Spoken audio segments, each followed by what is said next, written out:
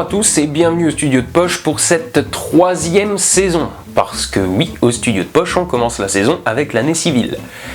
Je fais ce que je veux.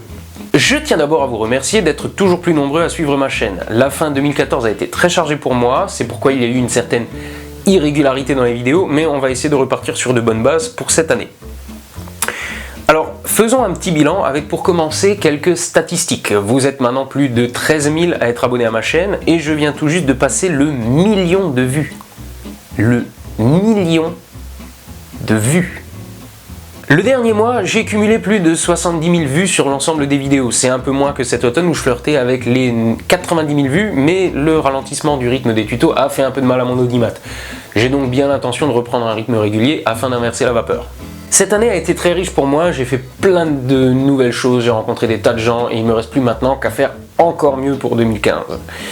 J'ai aussi découvert au courant de l'année que je pouvais me faire rémunérer par YouTube en diffusant mes vidéos. Vous savez, les pubs au début de chaque tuto. Et ben sachez que vous les regardez et que vous les endurez pour la bonne cause. En 2014, ces pubs m'ont rapporté un peu moins de 500 $, soit un peu moins de 400 €. J'ai rajouté un peu au bout et j'ai donc changé mon setup pour passer de ça à ça. Avant, je tournais avec un 60D parce qu'il a un avantage indéniable sur le 5D quand on filme tout seul. Il a l'écran qui pivote. Je pouvais donc voir ce que je faisais alors qu'avec le 5D, si j'étais flou ou mal cadré, j'en savais rien. Ce qui me coûtait de très longues minutes à faire des essais pour venir voir l'écran, recommencer, etc. Pour finir invariablement sur le 60D, plus pratique. Par praticité aussi, pour ne pas dire par fainéantise, j'ai tourné mes vidéos devant un fond blanc, disposé à l'arrache devant une fenêtre qui faisait office de seul et unique éclairage, histoire d'avoir une continuité dans la présentation des vidéos, sans pour autant passer 3 heures à installer un décor. Moins de temps pour faire une vidéo, c'est la possibilité d'en faire plus souvent, c'est donc entre autres comme ça que j'ai pu tenir le rythme d'une vidéo toutes les 2 semaines.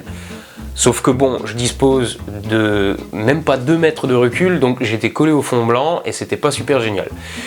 Histoire de garder un débit de parole soutenu, j'enregistre mes vidéos avec un prompteur, qui auparavant était un ordinateur disposé à proximité de l'objectif. Vous me demandez régulièrement ce que j'ai dans la main, et ben c'est la souris qui me permet de le contrôler. Ce prompteur de fortune était pas bien pratique et manquait à chaque fois de se faire la malle. Pour 2015, j'ai donc décidé de changer un peu et de donner une meilleure tête à mes vidéos.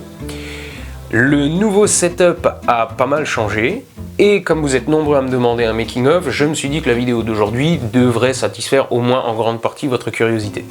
D'abord, j'ai échangé le 60D contre le 5D sur lequel j'ai monté le 24 mm f1.4.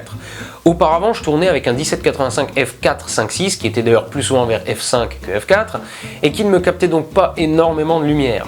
À f2.8, parce que je ne tourne pas à f1.4, je capte plus de lumière et le capteur plein format fait que j'ai aussi moins de bruit sur l'image. Ce 5D, je le mets dans un prompteur, un vrai, avec un miroir sans teint et tout, qui me permet de faire défiler le texte vraiment devant l'objectif. De fait, je peux vraiment vous regarder dans les yeux quand je vous parle, sans compter que c'est 100 fois plus pratique à mettre en place. Pour voir ce qui se passe sur l'appareil, je me suis aussi procuré un moniteur. C'est simplement un petit écran relié en HDMI à l'appareil photo et qui diffuse ce qui se passe sur ce dernier. Je peux donc maintenant filmer avec le 5D et quand même voir ce que je fais, faire ma mise au point, vérifier l'exposition, etc. À 24 mm, la caméra est aussi plus proche de moi. C'est donc plus pratique pour modifier un réglage et je perds donc moins de temps. Et ça les cocos, c'est en partie grâce à l'argent des pubs, donc grâce à vous, donc je vous en remercie chaleureusement. Mais c'est pas fini. Le fond blanc commençait à me gonfler, je l'ai donc changé de sens et j'ai pris le côté noir. Je me suis aussi procuré de quoi me faire un éclairage digne de ce nom. J'ai donc trouvé ces douilles, qui sont des douilles on ne peut plus standard, hein, mais qui se montent sur des pieds à lumière et qui permettent aussi de porter une ombrelle. J'y ai vissé de grosses ampoules Dynasun de 600 watts.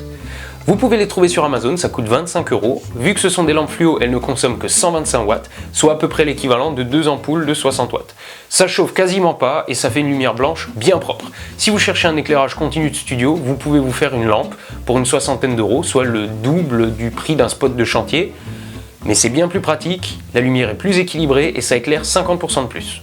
Faites juste attention à un truc, ce genre d'ampoule est assez fragile et contient entre autres du mercure, plus quelques autres substances susceptibles de vous tuer, donc veillez à bien aérer si jamais vous en cassez une.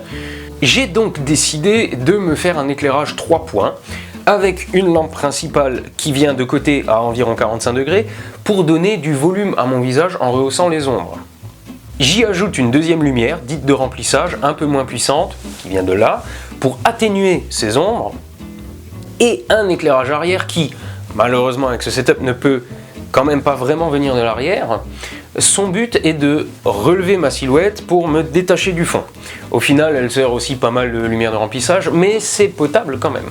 Donc avec presque 2 kW de lumière dans l'achetron, je peux maintenant filmer à 100 ISO, le tout avec un setup mis en place en un petit quart d'heure, et je peux donc conserver mon rythme d'une vidéo toutes les 2 semaines.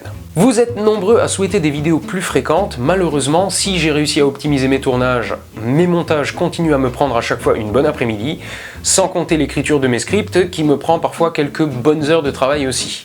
J'ai plus de boulot maintenant que je n'en avais en commençant ma chaîne, donc si j'espère arriver à maintenir le rythme d'une vidéo toutes les 2 semaines, je ne serai pas capable de faire plus que ça, pour le moment en tout cas. Parlons maintenant un petit peu de ce que je vous réserve pour 2015, ainsi que ce que je voudrais faire. Je vais pas vous donner le programme des vidéos que je prépare parce que ça risque encore de changer, donc j'ai pas envie de vous annoncer un truc pour ensuite pas le faire. Par contre, je peux d'ores et déjà vous dire qu'il y a une vidéo qui est reportée, et ce jusqu'à nouvel ordre, c'est celle de Magic Lantern. Vous avez été nombreux à me le demander, mais il n'y a pas de version stable prévue dans l'immédiat. Et si j'étais très content de l'ancienne version stable qu'on a installée sur la carte de l'appareil, on ne trouve maintenant que des versions alpha, des versions en développement donc, que l'on doit installer non pas sur la carte mémoire, mais sur l'appareil lui-même. Et ça me refroidit un peu. Déjà parce que j'ai moyennement envie de mettre un truc buggé dans mon appareil à 3000 € en faisant par là même sauter sa garantie. Et ensuite parce que j'ai pas envie de vous conseiller un truc pour ensuite vous retrouver avec un appareil photo qui ne fonctionne plus. Donc Magic Lantern, j'en parlerai quand il y aura de nouveau une version stable de disponible, pas avant. Les courageux, ça ne vous empêche pas d'aller jeter un œil directement sur le site pour voir à quoi ça ressemble. Sinon, pour le contenu des vidéos, sachez que je travaille à l'intégration de nouveaux personnages, mais qui ne vont pas arriver immédiatement. Je les intégrerai le moment venu dans des vidéos dans lesquelles ils auront des rôles à jouer. Je vous ai aussi dit qu'il n'y a pas si longtemps que je travaillais à du contenu payant. C'est toujours vrai, mais je cherche toujours comment. Je ne pense pas avoir de quoi faire des épisodes payants pour le moment, et je suis toujours en train de travailler à l'organisation de cours en live. J'ai pas envie de léser ceux qui suivent le contenu gratuit, et j'ai pas envie non plus de voir trop grand et de me planter, ça serait dommage. Donc en attendant quelque chose de plus concret, j'ai quand même créé une page sur Tipeee. Le principe, c'est tout simplement l'appel aux dons. Si vous aimez ce que je fais et que vous avez envie de me soutenir, vous pouvez me laisser un pourboire. Ça n'oblige personne et pour les donateurs, je vais prévoir des contreparties. Par exemple, les vraiment gros donateurs gagneront un stage avec moi ou un bon cadeau pour un cours chez Graines de Photographe, par exemple. Donc je n'impose rien à personne, si vous n'avez pas d'argent à dépenser, les vidéos restent 100% gratuites, mais si vous voulez soutenir la chaîne du Studio de Poche, chaque centime est le bienvenu. Par exemple, j'aimerais changer mon micro-cravate qui commence à être très fatigué. Il est actif, ça veut dire qu'il fonctionne avec une pile et dès qu'elle est un peu faiblarde, je me retrouve avec un max de bruit de fond comme dans la vidéo sur la Voie lactée. Et forcément je le vois qu'au montage, il est trop tard. Et puis son niveau est très faible donc je dois toujours l'amplifier, c'est pas terrible, bref. Je convoite un micro-cravate Rode qui coûte environ 250 € et il est recommandé par à peu près tout le monde. S'il y a de généreux donateurs parmi vous, sachez que vos dons iront là-dedans. À l'heure où je tourne cette vidéo, la page Tipeee n'est pas encore active, mais ça ne saurait tarder, et donc le moment venu, je vous parlerai plus précisément des contreparties que j'offrirai aux donateurs. Au niveau du rythme des diffusions, pour le moment, on va donc rester sur une vidéo toutes les 2 semaines, mais avec un petit changement quand même. Dorénavant, les vidéos ne sortiront plus le dimanche. Tout simplement parce qu'on est plein de youtubeurs à sortir nos vidéos le dimanche et qu'on se télescope un peu. Jusqu'à il y a peu, j'envisageais la sortie des vidéos pour le lundi, c'est pour ça que la vidéo d'aujourd'hui sort un lundi, mais si c'est pas concluant, j'envisagerai le samedi. Pour cette année, je laisse aussi tomber Twitter. J'ai essayé de m'y mettre début 2014, mais j'y arrive pas, je m'y fais pas. Alors même si je laisse mon compte ouvert parce que bon, on sait jamais, pour le moment Twitter n'est tout simplement plus d'actualité. Pour ce qui est de Facebook, je l'ai souvent dit à la fin de mes vidéos, il ne faut pas m'ajouter sur mon compte perso, mais sur la page du Studio de Poche. Tout simplement parce que j'ai reçu tellement de demandes que c'est devenu ingérable. Donc la messagerie est toujours ouverte sur la page, on peut discuter autant que vous voulez, mais sur la page. Jusqu'à il y a peu, je répondais à chaque demande d'amis sur mon compte perso par un message où je m'excusais de ne pas pouvoir vous accepter et qu'il fallait plutôt aller sur la page. mais avec entre 5 et 10 demandes par jour, ça a commencé à me prendre du temps et à me gonfler de répéter toujours la même chose. Alors j'ai décidé de tout simplement laisser tomber. Si vous regardez régulièrement mes vidéos, vous avez dû entendre cette explication plusieurs fois déjà, et donc vous comprendrez pourquoi votre demande d'amis reste lettre morte. En parlant de messagerie, je vais aussi enregistrer une FAQ assez rapidement, que je diffuserai parce que ça intéressera toujours du monde, et que j'enverrai aux gens qui me posent des questions récurrentes, parce que je reçois parfois plus de 20 mails par jour, et y répondre prend un max de temps. Alors après avoir expliqué 3 fois les différences entre le 35 mm f1.8 et le 50 mm f1.8, je finis par bâcler les réponses et c'est dommage. Donc ceux qui me poseront une question fréquemment posée, je vous renverrai simplement vers la FAQ. Vous êtes très nombreux à me poser des questions et ça me tient à cœur de vous répondre, mais à trop écrire de mails, je finis par bâcler le boulot. Alors je vais essayer de réduire ma charge de travail comme ça. Et si vous voulez des critiques, vu que c'est assez chronophage aussi, je vous invite encore une fois à aller sur le groupe Critique F1.4 et à y soumettre vos photos. Ensuite, jusqu'à maintenant, au nom de la liberté d'expression, je laissais visibles les messages où les gens critiquaient l'un de mes collègues, tout en prenant soin quand même d'y répondre pour prendre sa défense. Mais dorénavant, je ne répondrai plus. Ce type de message sera supprimé sans préavis. Si vous voulez dire du bien de moi ou d'un de mes collègues youtubeurs, vous êtes les bienvenus, ça fait toujours plaisir. Mais si vous voulez laisser un commentaire négatif, c'est moi qu'il faut critiquer. Je lis chacun des commentaires négatifs à mon encontre et je les laisse visibles. Et je me remets en question. Mais si vous avez des griefs contre quelqu'un d'autre, c'est sur sa page, à lui, qu'il faut se plaindre, pas chez moi. Donc dorénavant, chaque commentaire négatif à l'égard d'un autre youtubeur sera systématiquement supprimé. Ensuite, dernière chose, vous avez été quelques-uns à me demander des vidéos sur les bases de la photographie. Si j'ai le temps, j'essaierai d'en intercaler quelques-unes entre les autres tutos, mais c'est pas une promesse. Le truc, c'est que je vais pas interrompre la diffusion des tutos pour faire des vidéos pour débutants, parce que ça plairait certes aux débutants, mais tous les autres se feraient un peu chier. Je vais donc plutôt essayer de diffuser ça en plus des tutos, et donc j'ai aucune garantie de trouver le temps de le faire. Je peux juste vous promettre d'essayer. Le temps est toujours l'élément limiteur pour ma chaîne. J'aurai le contenu pour vous faire plusieurs vidéos par semaine, mais j'en ai pas le temps. Sébastien commence à se faire un max de revenus grâce à ses tutos, ce qui lui permet d'y consacrer plus de temps et en diffuser toujours plus, et c'est pour cette raison que j'envisage un contenu payant. Si un jour j'arrivais à vivre de mes vidéos, je limiterai le reste de mes activités et je me consacrerai à fond à ma chaîne. Ça voudrait dire encore plus de vidéos, de tutos, de tests, de contenu en tout genre, bref, tout ce que vous réclamez. C'est pour ça que j'insiste, si j'envisage du contenu payant, c'est pas juste pour me faire du pognon, c'est pour développer ma chaîne YouTube. J'adore ça, j'adore recevoir des mails de gens qui me remercient, qui me disent que je les ai aidés à remettre pied à l'étrier en photo, ou que je les ai stimulés dans leur créativité. J'ai l'impression de vous servir à quelque chose et j'ai qu'une envie, c'est de le faire encore plus.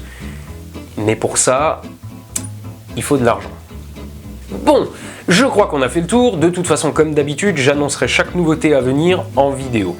Pour vous remercier d'avoir regardé jusque-là, je vous livre quand même l'avancement de quelques projets pour 2015.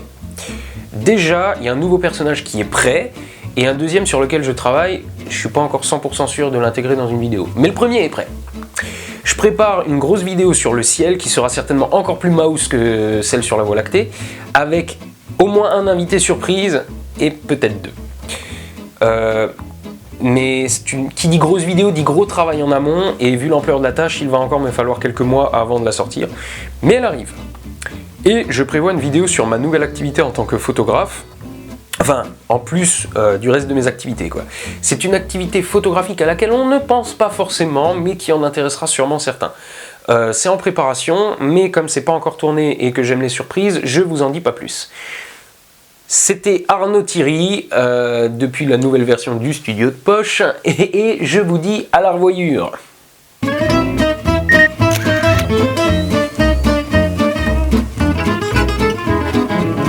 est où le bouton ?